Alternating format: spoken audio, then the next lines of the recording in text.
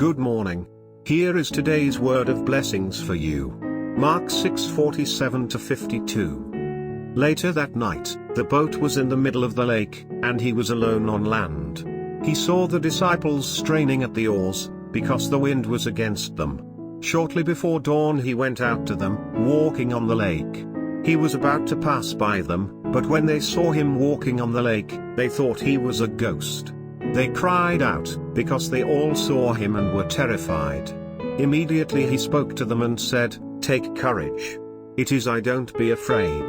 Then he climbed into the boat with them, and the wind died down. They were completely amazed, for they had not understood about the loaves. Their hearts were hardened. Today's title is Take Courage.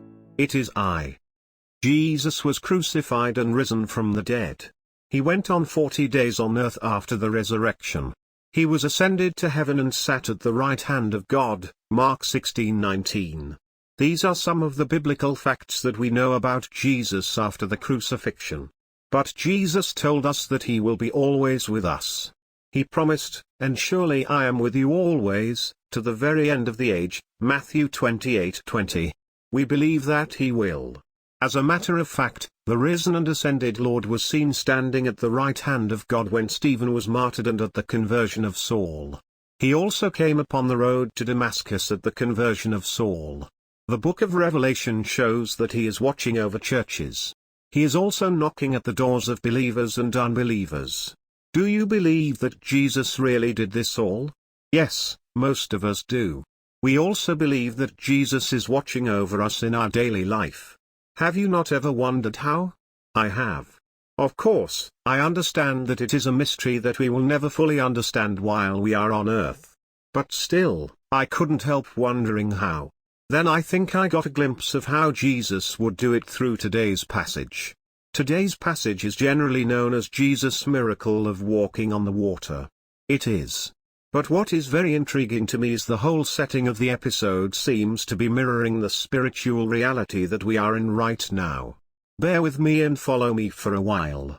Now at night, the disciples were crossing the lake on a boat. Jesus was alone on a hill looking down at them. The people did not know whether Jesus was watching over them or not. Suddenly the strong wind began to blow against them. The disciples began to struggle with it, straining at the oars. Through the darkness, Jesus was watching it. Jesus went out to them walking on the lake. When the disciples saw him, they thought he was a ghost.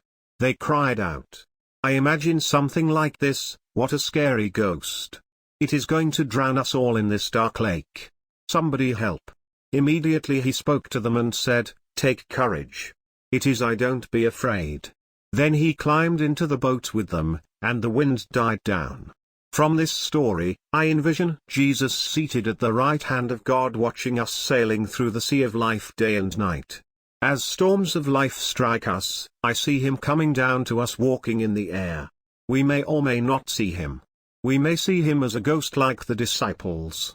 Then, he will speak to us, "Take courage. It is I." We will know the voice of the Good Shepherd. You can't miss it. What a comforting scene this is. So how are you sailing in the lake of life? Are you perhaps struggling like the disciples? Are you in darkness? Take heart. He is watching. He is coming. Just don't miss his voice. Amen.